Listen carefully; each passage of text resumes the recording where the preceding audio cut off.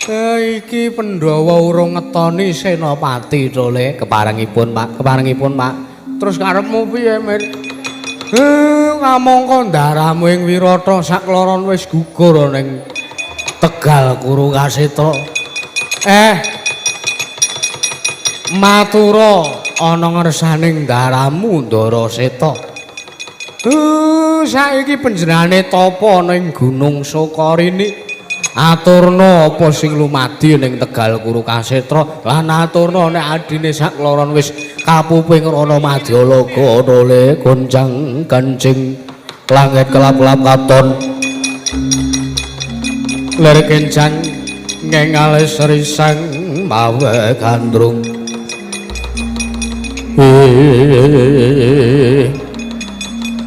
ngestaken dawuhipun Bapak Semar Badranaya ngestoke dawuh Pak ngestoke dawuh Mir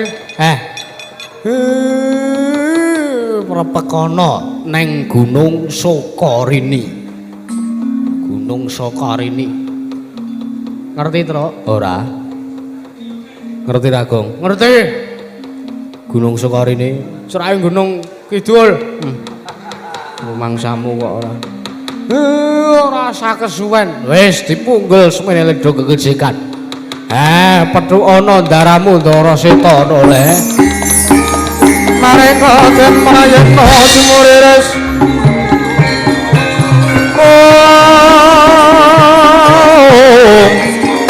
sumuriris seka bali tityane kantayane Trisna Purnama sasi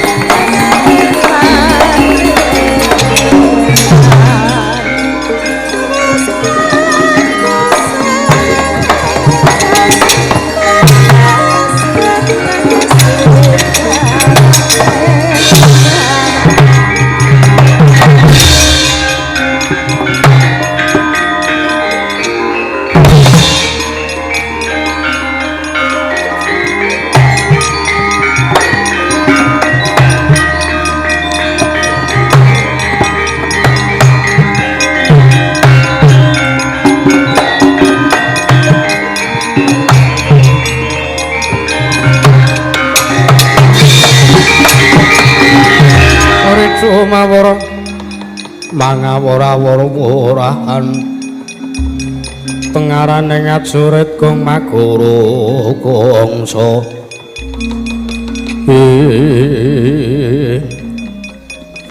walah piye nek wis kaya ngene iki enek wong tapa ya arep tak gugah oh ya bualange watu wae ora ngene mangsa ora dadi rumangsane apa golek kerikil kene wo la iki rada gedhe iki weh bangsat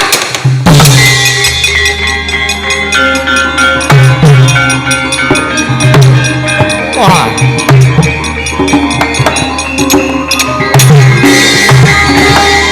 maning jajan harus taning bane iblis lanat sapa maning gugah macan turu parat ing atas aku ki lagi tetapa brata ning sak lenggeng Gunung Sokarini lah kok malane wong bandem watu raine Raden Seta rumangsane apa parat nek ndi we sing bandem aku mana ndi Janji ora tekan kene wak pecah ndasmu kowe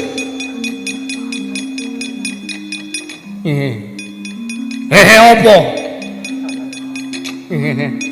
Sing bandem niku kula. Petruk sing bandem ra iku mau. Nggih. Apa ora ana cara sing luwih sopan sithik? Kowe nggugah karo bendara kok sak geleme dhewe. Bataku mbok antemke ra iku. Yang mengke kula lajeng njabut wulu cumbu, mengke ndak entek wong kula jabut bola bali ya nggih to. Nah mengke nek kula lajeng jabut sing mriku mboten rukul melih. Terus kula bingung niki. Lho lah iya lah niki karo bendoro ki sing sak trepe. Lho lah nggih, kula niki nggih pun sak trepe. Empan papanmu ki gunakno, kula nggih gunake empan papan. Ngaten. Niki pun senes wancine dolanan, niki pun senes wancine sembranan. Petronova ngaturaken ketiwasan. Piye? Perang Ageng Bratayuda pun dumadi. Terus Senopati Ngastina sapa? Senopati Negari Ngastina ingkang madeg wonten ing madeg Suranindra wonten ing Tegal Kuru Kasetra inggih menika pun Begawan Bisma. Lho, Kakang Perempuan Bisma nggih. Terus Senopati Pandhawa sapa? Senopati Pandhawa ingkang maju ingkang rayi kekalih Ndara Utara kalih Ndara Prasangka. Banjur sapa sing menang? Kula wedi. Wedi piye? Nah kula matur sampean mesti sampean duka. Ora, aku ora duka. Watone kuwi matur apa eneke? Aja mbok tambah-tambahi, aja mbok kurang-kurangi. Inggih, inggih. Ingkang rayi kekalih anu gugur Ndara. Piye? Ingkang rayi kekalih Ndara Utara kanthi Ndara Prasangka gugur wonten ing pabaratan mula keparat.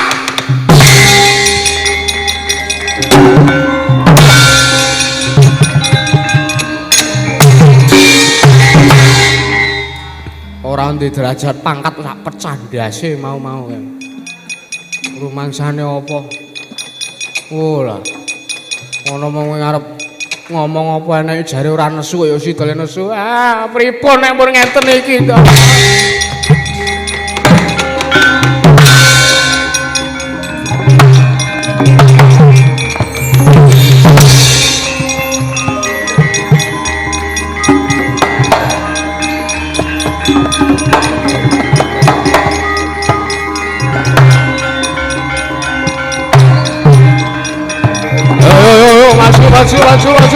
Maju.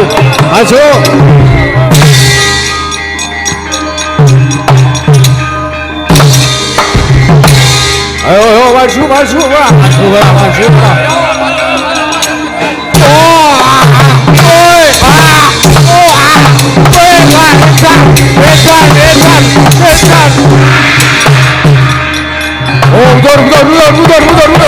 Mundur. Setan iso.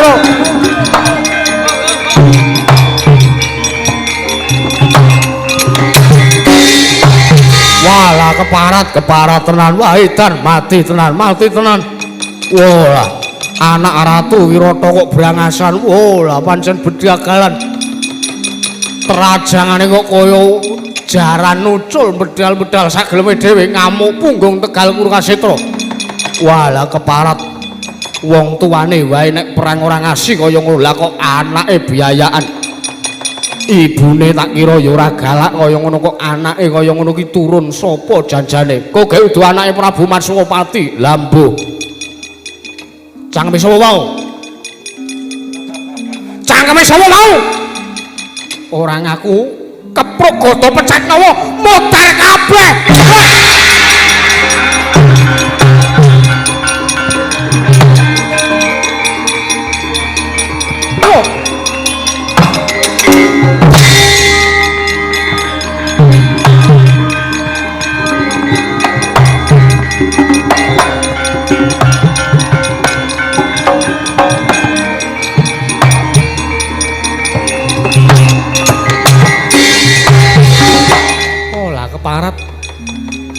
Ora pangling sing madeg Suranindra ning Tegal Kuru Kasetra. Ora kejaba mung putra ing Wirata sing jenenge Setawa lah. Ya mung trajange kok kaya wong ora duweni tata krama, trajangane kaya wong ora duweni subasita, trajangane kaya mendem. Trajangane sak geleme dhewe. Dumeh ngerti adine sak kloron wis padha modar, wis padha nglasah ngatang-atang dadi batang. Lah kok dadi sageleme dhewe tumindake. Raden Seta.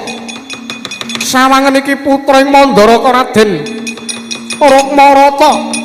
Aku nglepasake jembaring kener dadamu ora Sirna Margalayu aja takon dosa kowe Parat.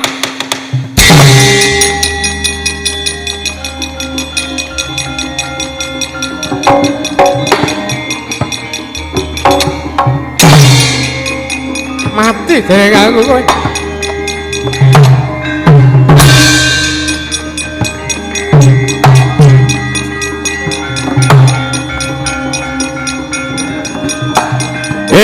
Amuk Suramrata, Jayamrata mbayan padha-padha. Hei, Begawan Bisma kon tekan kene. Wah.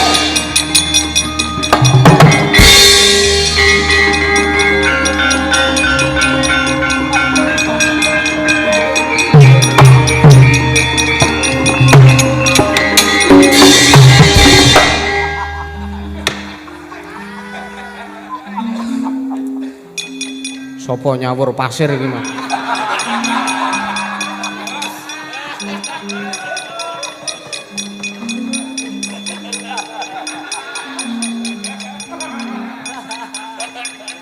Cuthik kok disawur-sawurke iki karepe piye? Wola. Ora pangling kaya anak Mandaraka rusuh trajangane. Bola bali iki nek bayi wingi sore urung iso mikir, urung iso tangkal temangkar pikire, urung iso ngasah budi pekertine. Wis andang kesusu rabi iki ya kaya ngene iki. Walah. Yo, aku arep nyoba tak ecene bocah kae.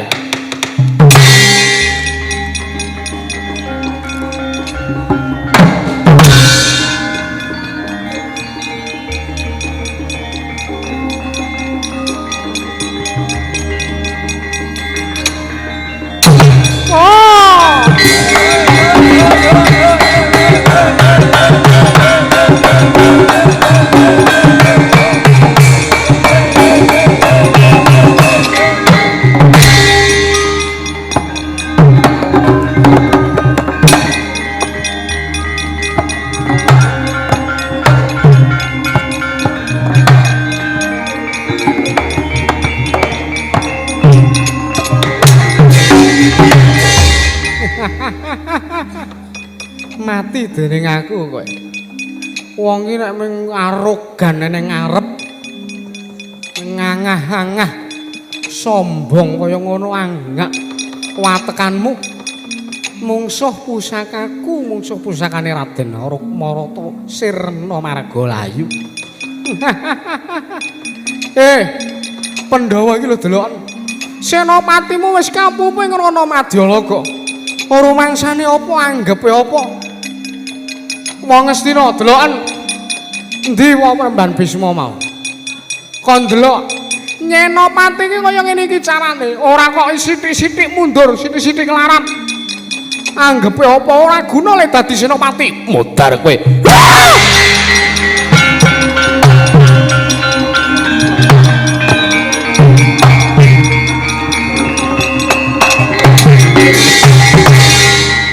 Rumangsane apa?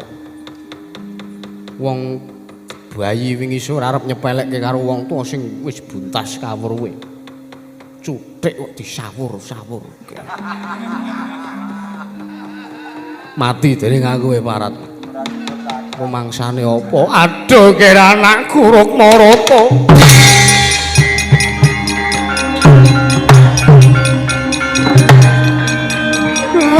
Anakku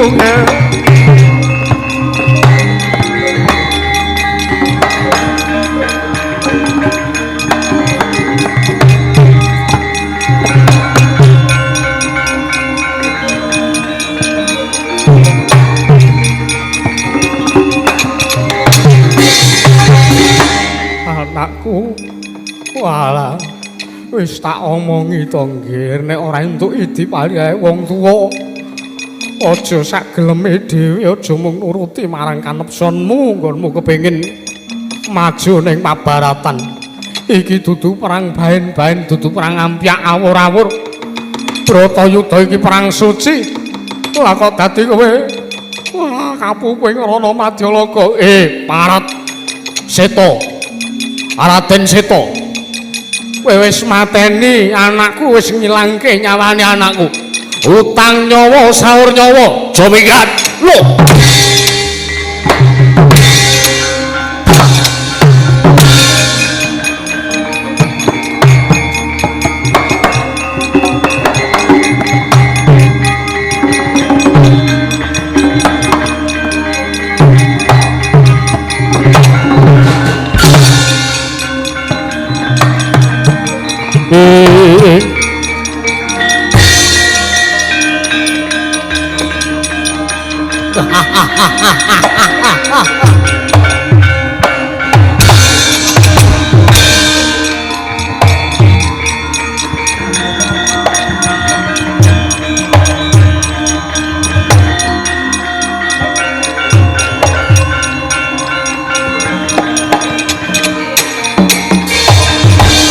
Raina sumubang nyawangarono kadenetraning uga rapuh sabdaning kukiloring kanegara sagetra niki dung neng hakong lir wuwu sing bene panca ing malah ora pangling putra Wirata Yayi Seta dasar kepara nyata Kakang Praban Bisma ayo kowe wis mani mateni adhiku sakloron. Kowe kudu wani nyaur patine adhiku sakloron Yayi Utara lan Yayi Prasangga. Lah kok dadi trajangmu kaya mangkono, ngubal-ubal pusaka kowe ngoman-omanke kadigdayan. Wadyabala saoke-oke saka negara Ngastina tebak mundur karo pengamukmu Okyan Cangkem Parat.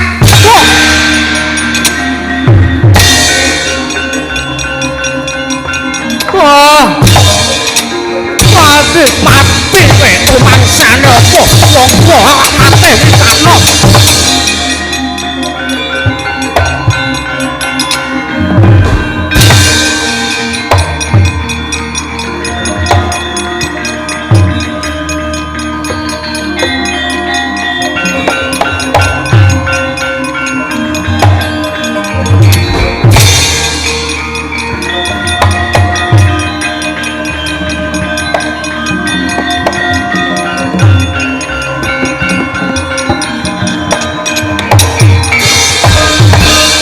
Gus Panten Jawah kalenggak Sang Senopati Agung nenggih Sang Mahatmara Siwara Bisma ingkang taman pusaka gada Kyai Pecat Nyawa kagunganipun Sang Raden Seta Sang Resi Bisma dawah aning gisi ing kali Gangga ya kang sinebut Bengawan Gangga sangedene ora grantes ngresula nenuwun marang purbaning Gusti ingkang wus abadan sukma nalika semanten mandheng ciptaning Sang Resi Bisma nenuwun pitulungan saking para Jawata nenggih ingkang wus abadan sukma nenggih ingkang Ibu Sang Bathari Gangga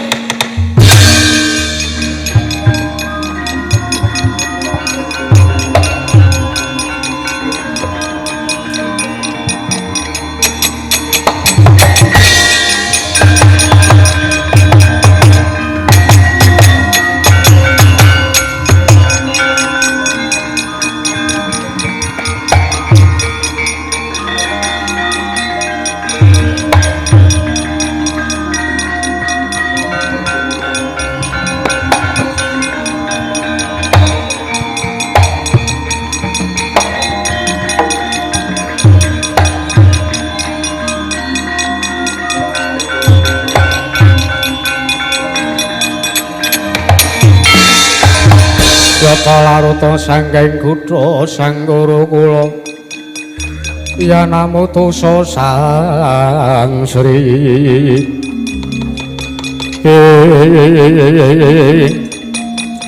kira anakku Dewa Brata lako teka dadi kedarang-darang lelakonmu kaya mangkono ya Ger aja pati-pati kowe kalah nggonmu milani para sata Kurawa pun ibu ya Dewi Gangga ya Bathari Gangga maringi pusaka kelawan sira Bisma Dewa Brata pusaka iki bakal yen to tumamana dadane Raden Seta bakal sirna marga layu ya mung kanggone mung sepisan wektu wae ya Nggih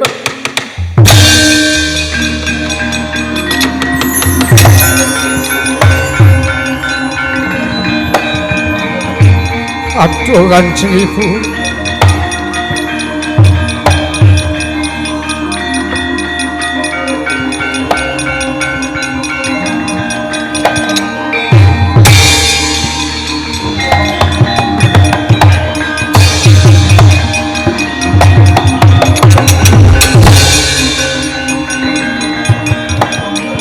Minggat nanti wong tuwek mau. Wis mau.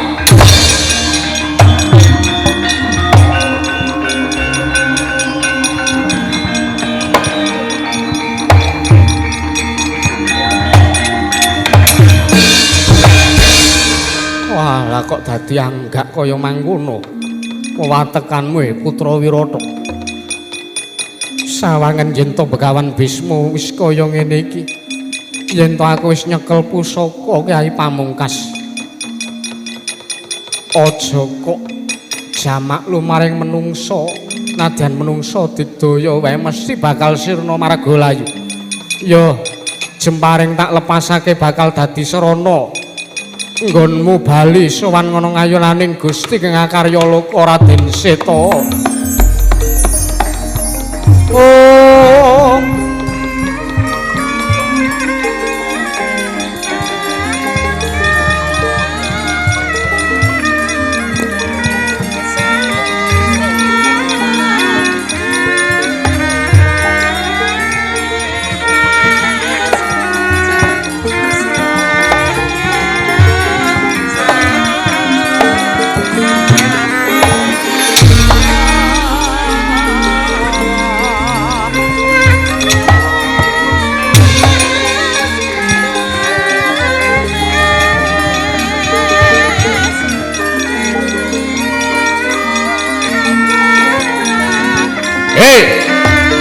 Pendhita tuwa bangka tuwek keklek amikir mungsuh sing enom kene parep ora-orane aku kalah mungsuh dapur Amursi Bisma mati aku.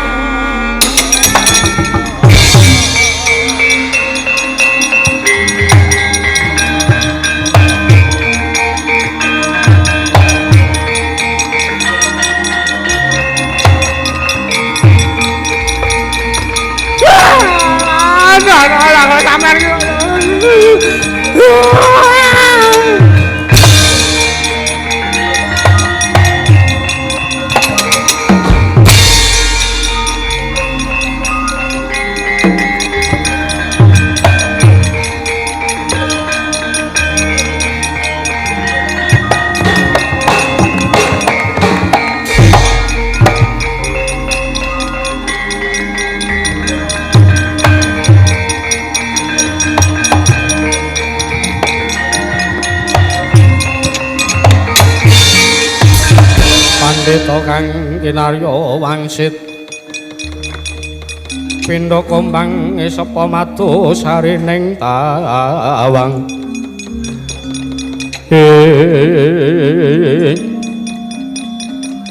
Begawan Durna kula wonten dawuh Premban kaya ngono kae wong ki yen to mongko kang sesumbar ora wurung ngomong malah bakal kewirangan kaya sing jeneng Seta kae. Oh, lole.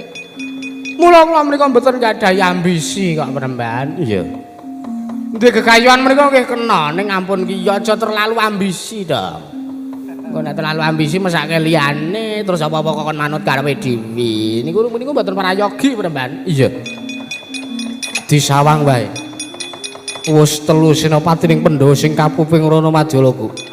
Coba Pandhawa arep ngetoni senopati sapa? Mangga kula dherekaken anggenipun ningali kontenipun para Pandhawa ten Tegal Kurukasetra Penemban.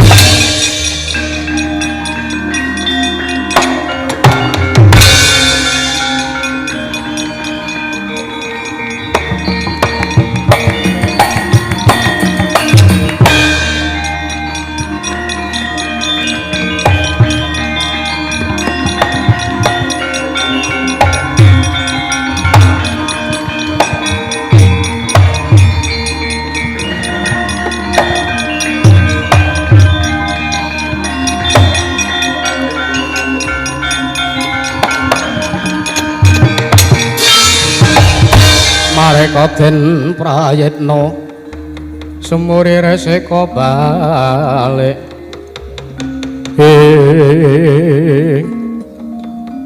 Kakang Semar kula sinuwun sinuwun Kresna apa Kakang Kakang Semar kula sinuwun wes iku mah rampung-rampung wonten dawuh sinuwun Ndarawati wis telu senopatining Pandhawa ingkang kapuping rana Madyalaga ha nggih merga sangka Resi Bisma ingkang ampuhe kagila-gila digdaya sekti kalintang jayaning perang nek wis nganane kaya ngene iki terus kepiye Kakang banjur apa ingkang kudu ndak lakoni supayane bisa ngundurake barisaning para sata Kurawa ingkang dipandhegani dening Hyang Bisma kula tak cerita nggih penemban Bisma niku mboten isa dikalahke kalih sinten-sinten merga nuwun sewu sing jeneng Dewa Brata niku riyen nom-nomane Bisma niku gurune wong manah ngono Kang nggih mboten enten sing iso ngalahke skill olah kridaning jemparing saking Dewa Brata niku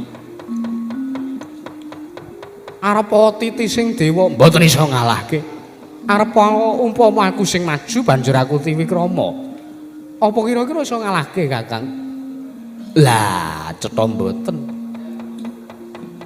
lho banjur apa keringkiyane Hyang Bisma keringkiyane Bisma niku nuwun sewu siji nek diomongke ming saru janjane nek diomongke ngisi-isini liyane keringkiyane Bisma niku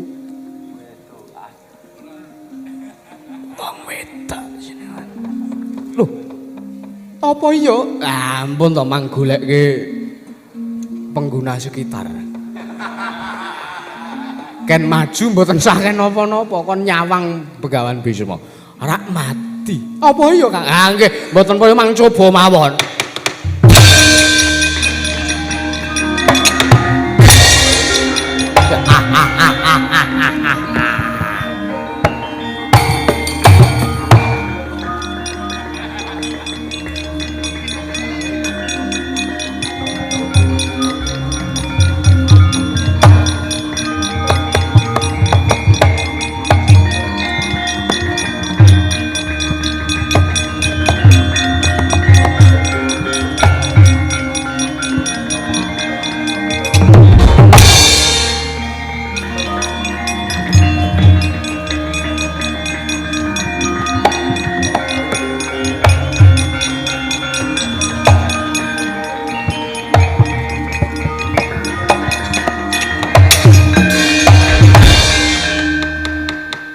Arjuna kula wonten paring adhawuh Surak mawurahan menengker gumuruh kahananing perang ana ing Tegal Kurukasetra inggih campuring Sang Begawan Bisma ya Resi Dewa Brata Pakusmana kasembatan gawe sarana gugure Kanjeng Hyang Seta lajeng wigatosipun Kanjeng Kaka Prabu Manggi ingkang raying Madukara kados pundi Arjuna kula wonten paring adhawuh aku arep njaluk sak biyantumu oleh apa ora kula kedah sak biyantu kelawan para Pandhawa lho lha kowe iki perangane Pandhawa sih iki inggih lajeng menapa kula kedah maju wonten ing pabaratan campuh kelane Hyang Bisma ya mestine ngono aku mergo aku arep njaluk sak biyantumu Kaka Prabu piye Kanjeng Hyang Bisma menika sesembahan kula menika pepunden kula ingkang paring ilmu dumateng pun Arjuna. Menapa ugi badhe kelampahan ning atasipun kula menika wayahipun Kanjeng Hyang Bisma badhe mentala mejahi dumateng pepunden kula piyambak. Nek ngono kowe ora gelem lair lan batos kabedhadada kula kapundhuta manah kula mboten badhe sagah maju wonten ing pabaratan. Werkudara gelem ora? Gak gelem? Gak. Arjuna ya wegah. babar pisan kula mboten sagah. Ya nek pancen si Adi wegah, aku tak nyilih bojomu oleh ora. Mangke riyin. Paduka mbok nek ngendika niku ngati-ati. Menika dipun pidhangetaken piyai kathah. Bojo kula nggih kagungan ningsun. Iya. Lho lah iya. Aku arep nyilih bojomu ki ora kok arep tak jak dolan kuwi ora. Lajeng badhe dipun menapakaken. Sri Kandi kon rene. Yayi Wara Sri Kandi. Iya, kon rene. Badhe wonten dawuh menapa? Mong kari mangkat semaya wae. Inggih Kakang Mas, ngapunten.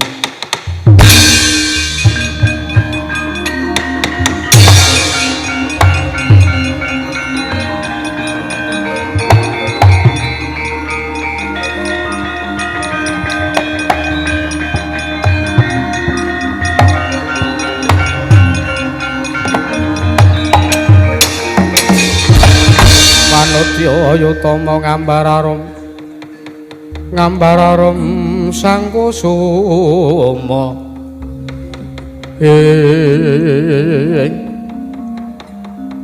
Yayi Wara Sri Kandi kula wonten maring adhawa Kanjeng Kaka Prabu nimbali kelane ngrayi pun Wara Sri Kandi. Iya. Wonten wigatos menapa wonten janur kudu kadingaren kula katimbalan swanten ngesuk madu Kanjeng Kaka Prabu. Senopati negara Ngamarata ora ana sing isa nandhing kadigdayane Resi Bisma. Kamangka karingkiyane Resi Bisma kuwi mung siji perkara, ya kuwi wanita, wedokan, ya wong wedok. Lajeng marang Padu Kanjeng Prabu kados pundi?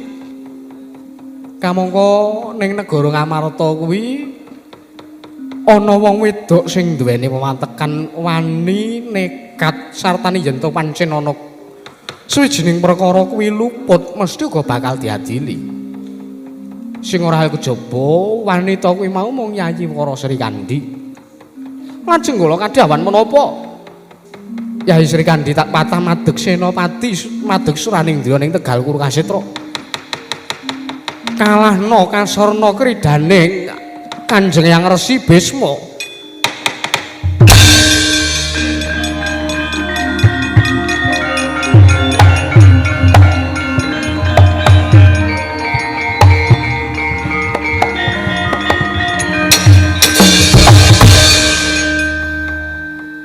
Ngopo kok menteleng tanpa kedhep? Nuwun sewu.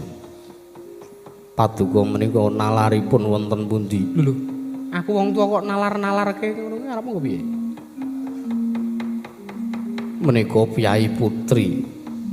Lah lho lah iya wis ngerti nek Sri Kandi ki wedok, Sri Kandi lenang ya sengara dadi bojomu. Ora usah guyu kowe. Ora usah guyu. Ngopo kowe arep ora trima? Menapa pantes menika piyai putri badhe majeng wonten ing pabaratan Arjuna wonten timbalan. Apa gek mbok kira wong wedok kuwi ora kena nyambut gawe ngono apa piye? Apa rumangsamu wong wedok terus ora dikaparengake maju ning pabaratan ora entuk perang ngono apa piye? Coba gagasen. Pemimpin-pemimpin ning alam donya iki sing wedok kuwi ya ana akeh. Bupati kene kuwi cetha wedok, cetha putri. Bojomu arep maju perang kok ora tau keparengake. Niku rak bupati, senes senopati. Lho, perjurit wedok ya akeh. Coba gagasen. Nanging menapa pantes menika sanes garwa Paduka Kanjeng Kaka Prabu. Teka badhe dipun suwun majeng wonten ing pabaratan. Oh, berarti kowe ora ikhlas. Nek ngono kowe ora ikhlas bojomu digawa wong liya, ngono. Mboten kok ngaten. Kula menika mung nyuwun supados Paduka Kanjeng Kaka Prabu sampun ngantos ngejak dumateng pun Wara Sri Kandi. Nek ngantos Paduka Kanjeng Kaka Prabu nekat badhe dawuh lan Yayi Wara Sri Kandi majeng wonten ing pabaratan, mengke Pandhawa mati sedaya. Kula pistol siji-siji. Rumangsamu apa iki senengamu kok kaya ngono. Sri Kandi gelem apa ora? Iya menawi kula namung sendika ndedereke mawon. Jenengatanipun menika ingkang dados kewajibanipun ingkang rayipun Wara Sri Kandi. Ojo ya diajeng ojo. Jejantunging atinipun Kakang ala batopan ora kira-kira. Kula menika namung badhe ngayahi gati lho pangeran. Kula menika mboten-mbotenipun menawi kawon. Jenengatanipun Kanjeng Prabu Ndarawati sampun ngendika bilih karyanipun Resi Bisma menika manudya. Ya wis sakarepmu. Sakarepmu.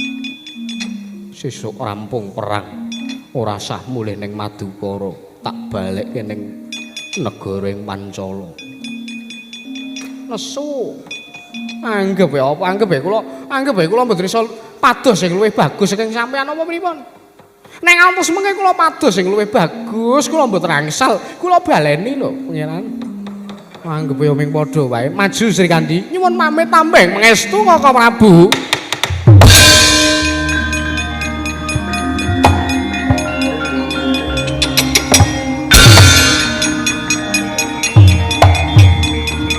Oh.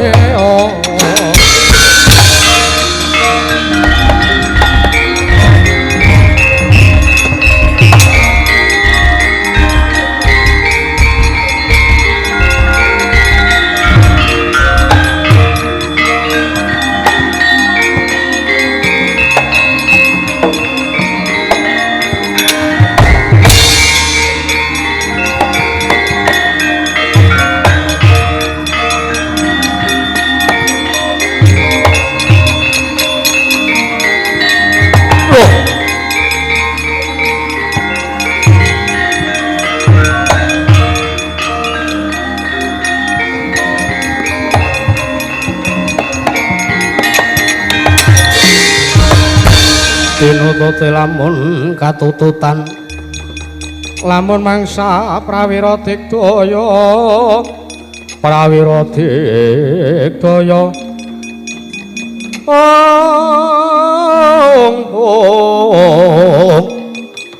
Ronanggana magawe klarira wang-wang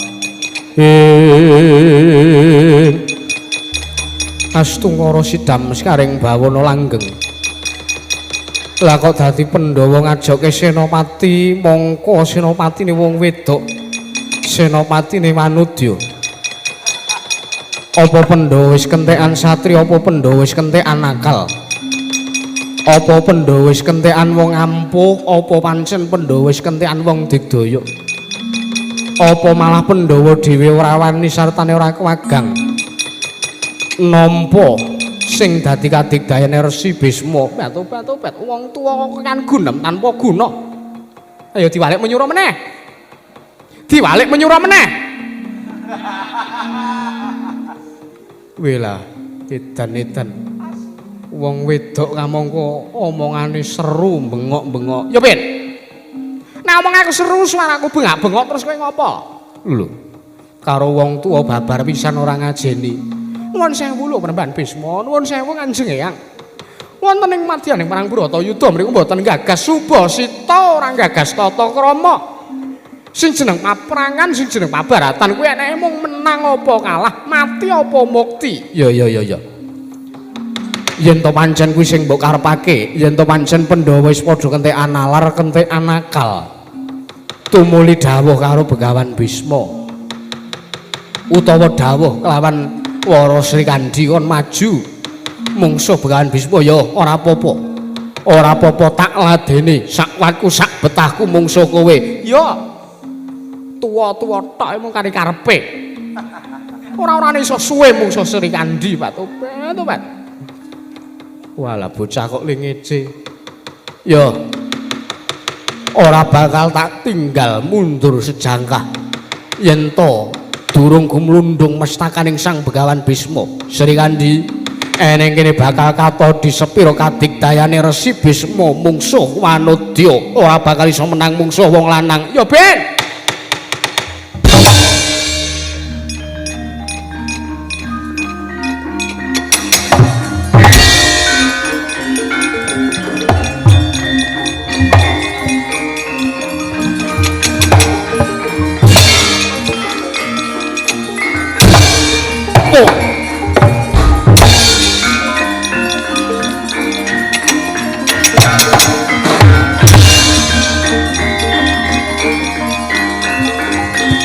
Yo, Mas kowe.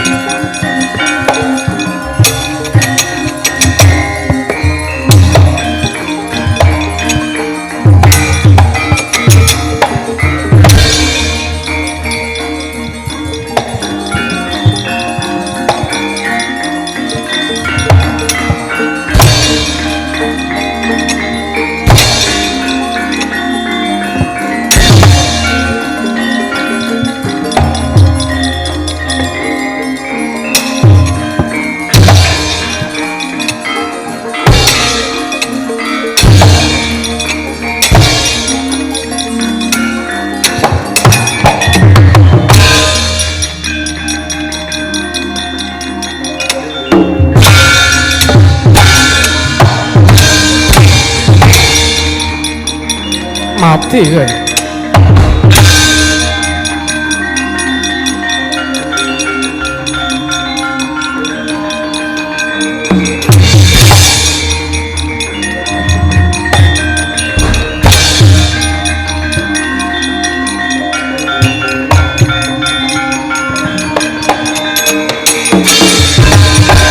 Umruk Sang Senopati Agung nalika semanten wonten wujuding cahya saking dirgantara sumlorot nganti kaya ndaru tetarungan anenggih tansanis kejawi namung sukmaning Sang Dewi Amba garwaning Sang Resi Bisma dukunane putring Kasipura ingkang nulya methuk dumateng konduring Sang Dewa Brata nalika semanten giya manjing wonten angganing Sang Dewi Wara Sri Kandi nalika semanten Sang Dewi Wara Sri Kandi ingkang kaya-kaya wis pepes bayu kang tapis gumrekah duka yayasinipi garweng Madukara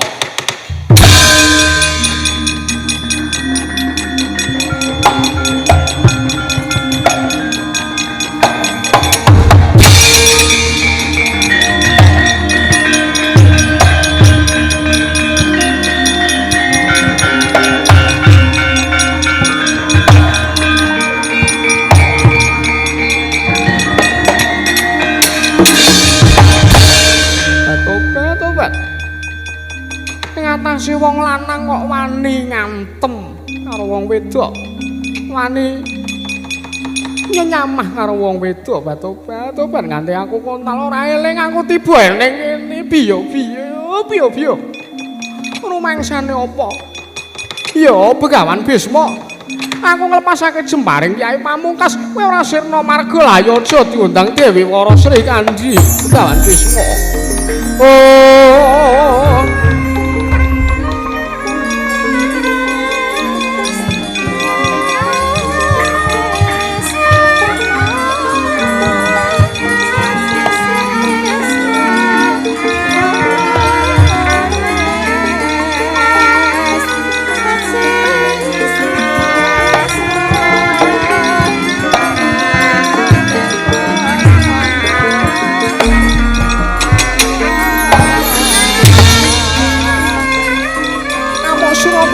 ya marata imbang yen padha-padha ayo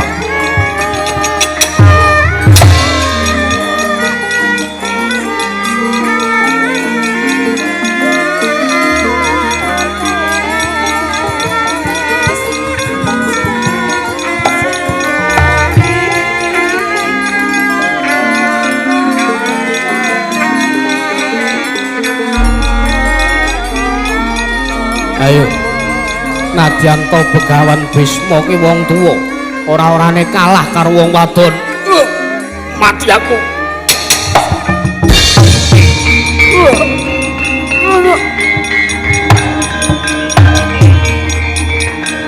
mati aku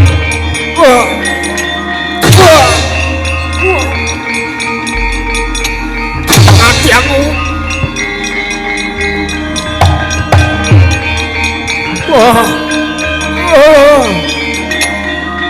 mati aku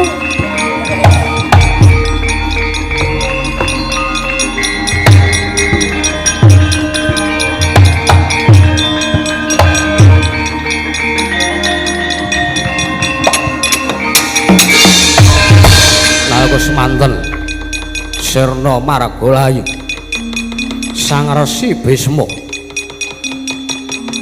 pusakaning Sang Dewara Srikandhi ngeneng ngener jajaning Sang Resi Bisma ya Dewabrata nalika semanten Sang Dewara Srikandhi ingkang supan sukmaning Sang Dewi Ambu satemah kaya-kaya wong kelangan koncatan malang kendali diri nalika semanten sukmaning Sang Dewi Ambu oncat saking raganing Sang Para Srikandhi metuk sukmaning Sang Dewabrata dupi oncat saking raganing Sang Dewara Srikandhi sukmaning Sang Dewi Ambu nglumpuk tanpa daya getun awit sedanipun ingkang eyang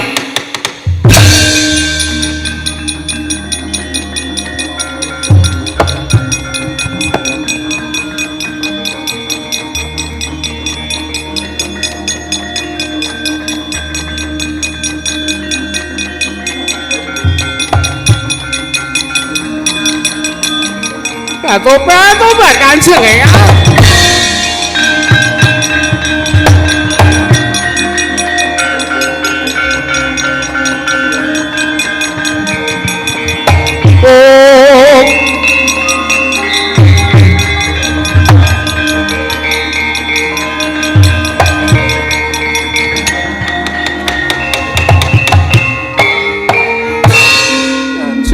Kanjeng ya. Kula sampun damel surana gugur madu Kanjeng Hyang Bisma kenal kandha. Tobat. Desta temen ing atasipun kula mrika tansih wayah paduka piyambak. Teka kula wantun kados tumindak kados mekaten dhumateng paduka Kanjeng Hyang. Tobat. Kanjeng Hyang. Sewu-sewu kapatan kula nyuwun mangapunten Kanjeng Hyang mugi saged manjing wonten ing swarga loka Kanjeng Hyang.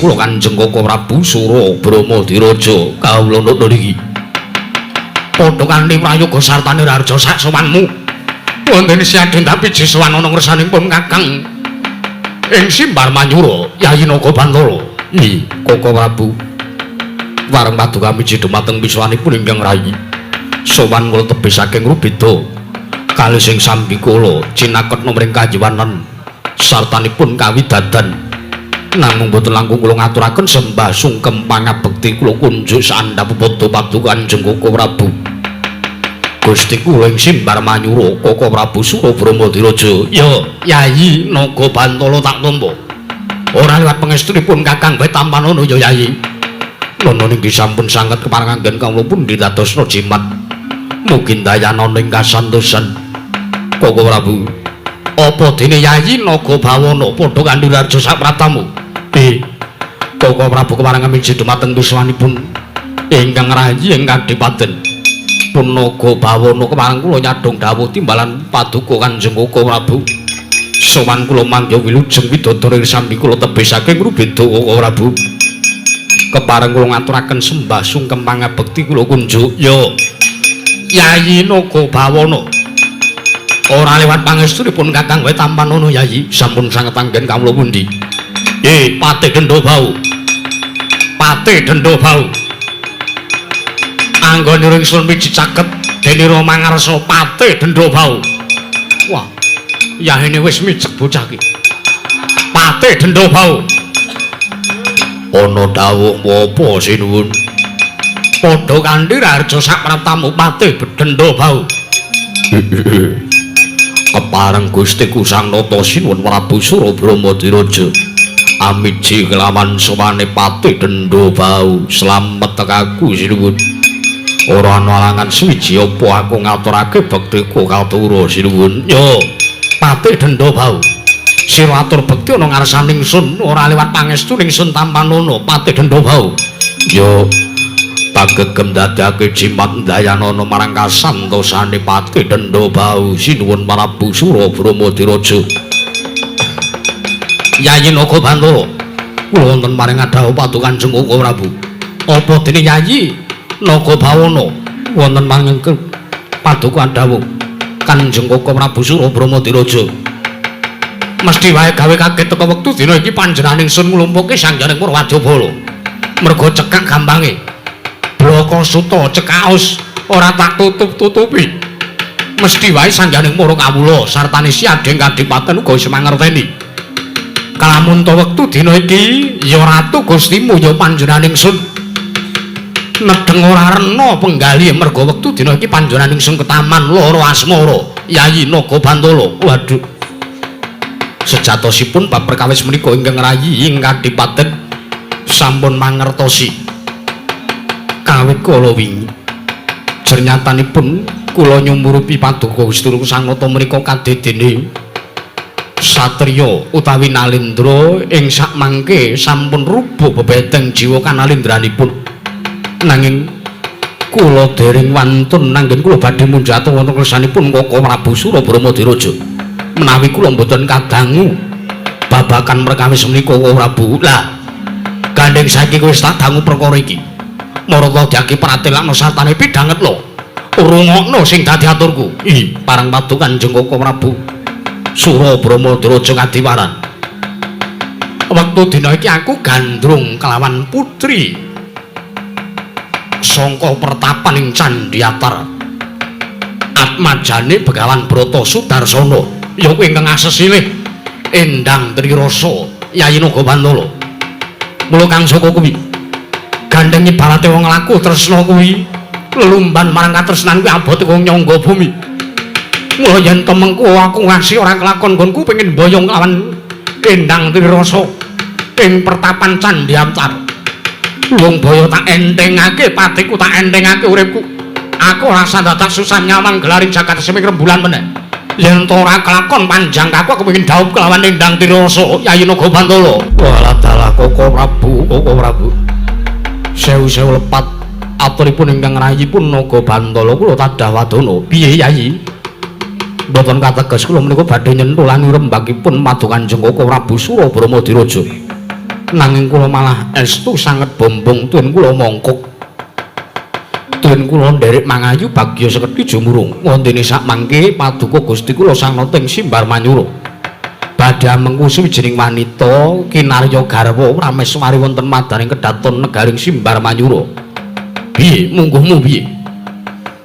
Yen to panjenengan sen kepengin mengku garwa kelawan Endang Trirasa kira-kira kowe mathuk apa ora? Mathuke mawon. Jernyatanipun kula menika ugi midhanget kondanging akeh sami nyebataken bilih Endang Trirasa menika bae menika putri ingkang sulistya ing warni. Menika estu kula piyambak ugi sampun nyatakaken nalika semanten jernyatanipun wonten madaning pertapan Candhiatar menika dinten sakmangke prasasat kaya dari krepung wakul binaya mangep awit kathah sangjaning para Nalendra satriya Brahmana ingkang badhe ngayonaken lawan Endang Trirasa. Pramila tinimbang mengke malah kedhisikan dumateng tiyang sanes, monggo kula kantun nderek dawuh paduka. Nek munggo aku lho sinuwun Prabu Patih Dendha Bawi ora sandadak mbok terusake. Nggonmu ya nggone panjenengane kepengin mengku kelawan Endang Trirasa. Jernyatane mengko mesti kalah karo wong-wong sing luwih sekti, kalah karo wong-wong sing luwih digdaya ingkang wis mapan ana ing kedaton utawa ning pertapan Candhiatar kepengin mengku garwa mboyong kelawan Endang Trirasa. Patih Dendha Bau ana dawuh apa sinuwun? Kowe ora usah kulino nyentulani rembuke panjenenganing Sun. Kowe iki mung patih, kowe iki mung nayaka. Aku ingkang minangka dadi Nalendra, aku duwe dawuh kepiye wae kuwi mung manut wae. Oh ngono ya. Ya wis mangkono mung aku mung ari manut. Yayi Naga Bandala kula wonten manganduka dawuh paduka Gusti kula Sang Nata Prabu. Aja wedi kangelan. Wektu dina iki dikepyake sangganing para wadyabala sacukupe. Kinarya nderekke tindak ingsun tumuju ana ing mertapaning Candhi Atar ingkang wigati kepengin mboyong kelawan ya kuwi Endang Trirasa. Ngestaken dawuh paduka Gusti kula Sang Nata. Lajeng mangkatipun ingkang rayi benjang menapa Prabu ora ketang sambung obol colok lintang tumuli budhal dina iki nembang watu karing Purwadyabala ngestaken dawuh paduka kepareng ingkang rayi nyuwun pamit madal pasilan ngati-ati aja kaya bocah cilik. Yayi Adipati Naga Bandala Yayi Patih Dendobau ana dawuh apa Kakang Adipati Naga Bandala gangge bendene ditabuk kae sing padha nggawa gaman wis sawur sing nggawa gaman. Iya. Sing padha nggawa tombak wis sawur sing nggawa tombak. Sing padha nggawa tameng wis padha awur sing padha nggawa tameng. Sing padha nggawa bedhil wis awur sing padha nggawa bedhil. Iya. Sing nggawa mejikom lho piye kae? Arep perang kok malah sangu sego barang. Iya. Mengko tak kandhanani kae malah ana sing nggawa anggur bareng. Jaluken. Iya mengko tak jaluke Kakang Adipati. Jaluk terus dienggo wong telu. Ora sak kesuwen ora ketang sambung obor colok lintang mangkata dina iki. Jaluk pamit bendene tabuh. Yo.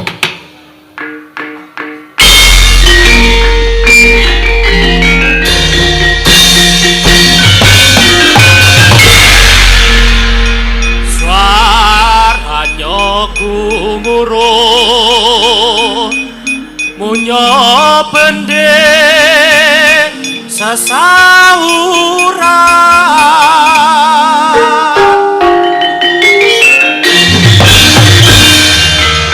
kang kinarayo tengara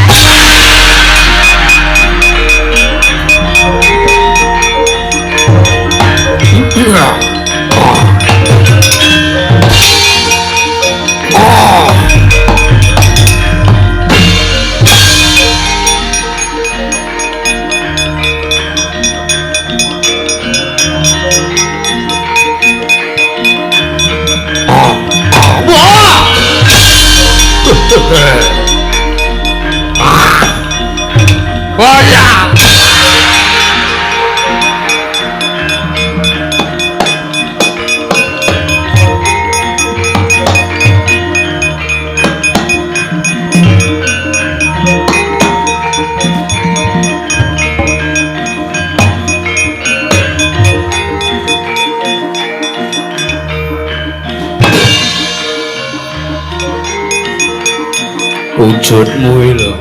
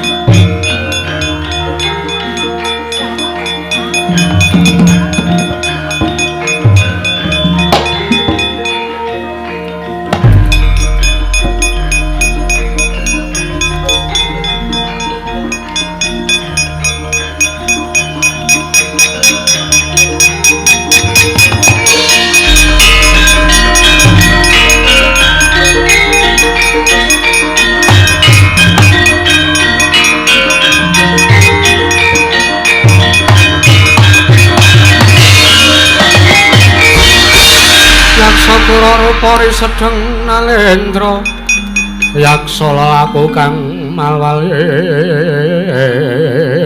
engkang gambira marang angise siya ngamata prabawa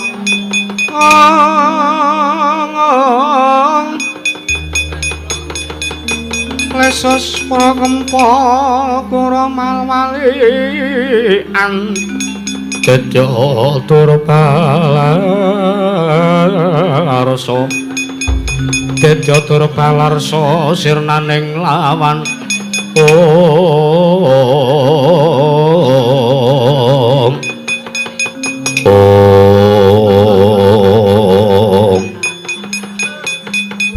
Gang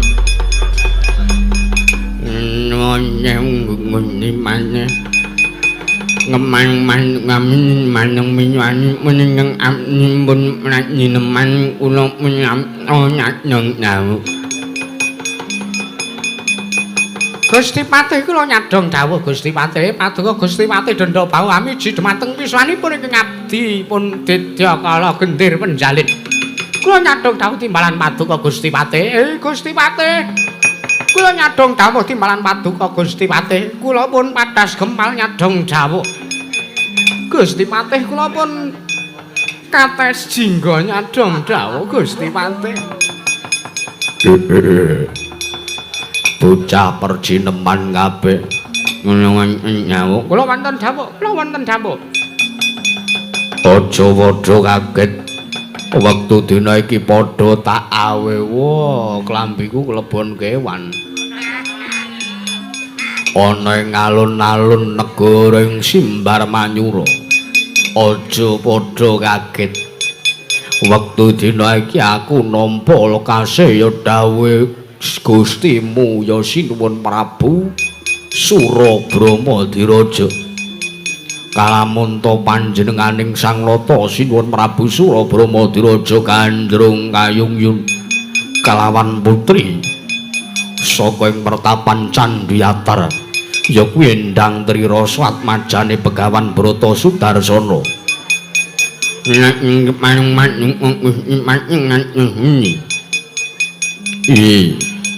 Tumenggung Jaya Karneli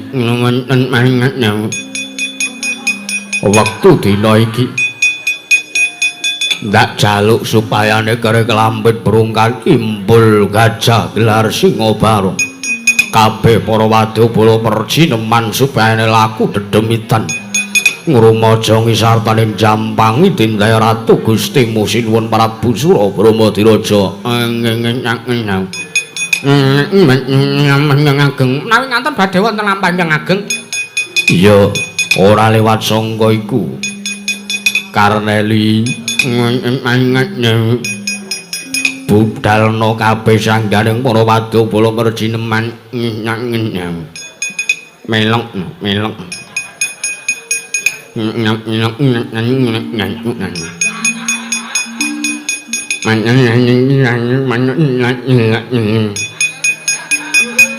kowe iki ngomong apa ora nying nyawa manung ngono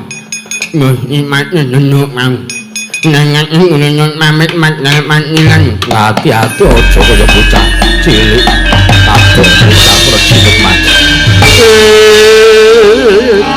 Adya pengawan pacen kandang Lalu projengan setan Sikro budal jalma Lumang pangasan netra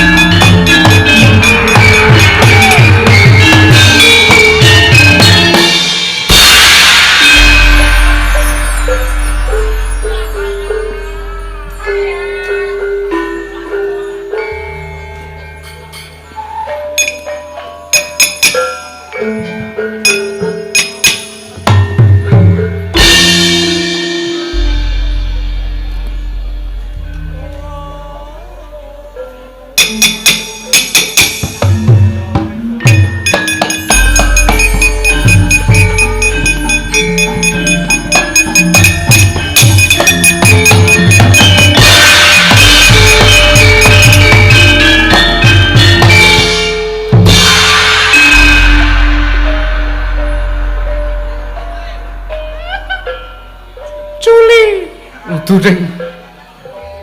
Kok ngene kok culi. Ayo kanca-kanca padha budal. Aku tak ora melu sik. Aku tak ning Jakarta wae. Wong dina iki pelantikan. Kanca budal co.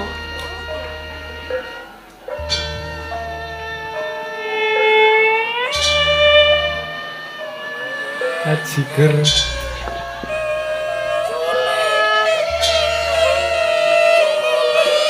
Culi. Cali. Culi.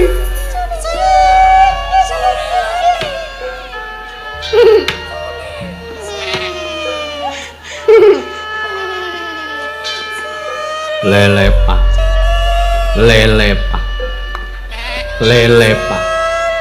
Lelepa. Lelepa. Lelepa. Wah, nganggo biola barang.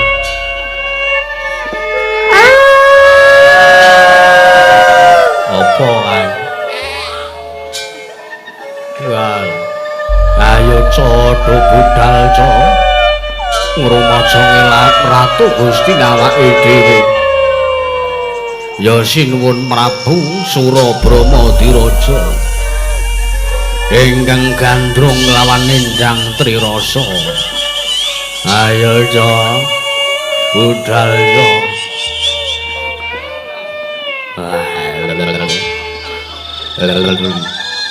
Sapa iki? Sinden rong tau weruh le menyang iki.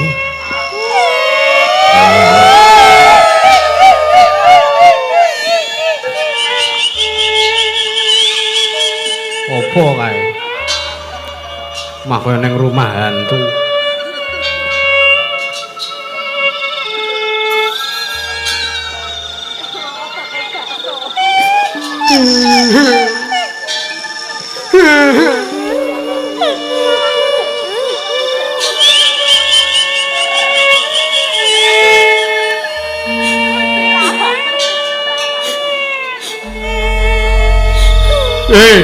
Cah. Wah kok demi jrik wae. Enteni bos,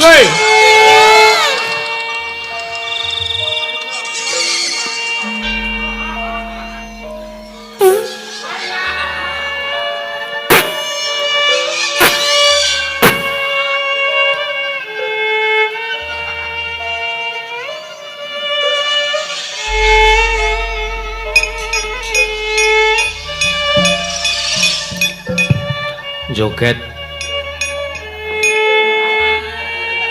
Ayo. Ayo. Sing bare entuk titipan.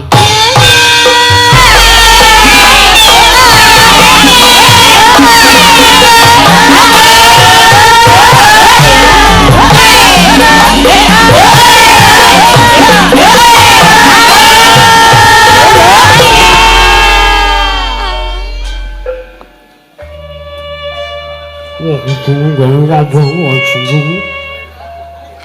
Masa kok hubungan kok ana sing tau teko gek bareng ngono kuwi ora tau. Ndi ana sing alasan kebanan, ndi ana sing alasan ngecat gamelan. Ndi ana sing alasan kenal pote pridel bareng. Rumasaku kok rombongan semene mbane kok ngger nampa panjakan wae le kiyeng le nampa.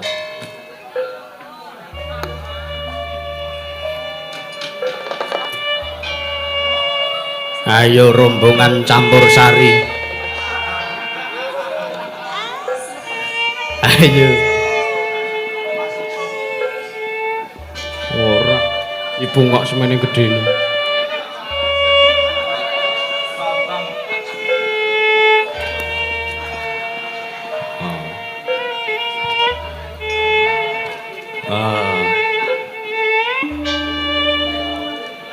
Apa kan?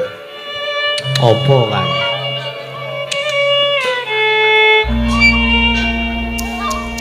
Pak. Apa? Apa sing nyekel lampu ganti, Pak? Ganti. Lah sing biasane nendi? Mbok biasane modar. Ora usah nakoke sing biasane. Wong ora tanggung jawab kok. Ayo. Ayo.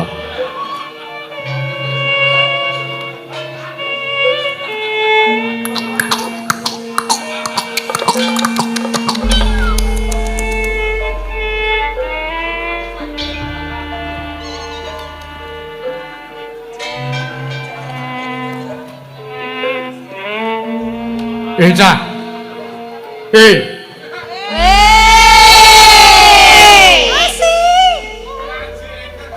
Wedian.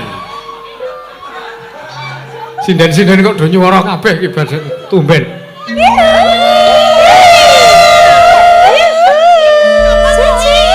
Wedian. Wis ah. Aku bareng jahipongi wayang campursari entuk titipan.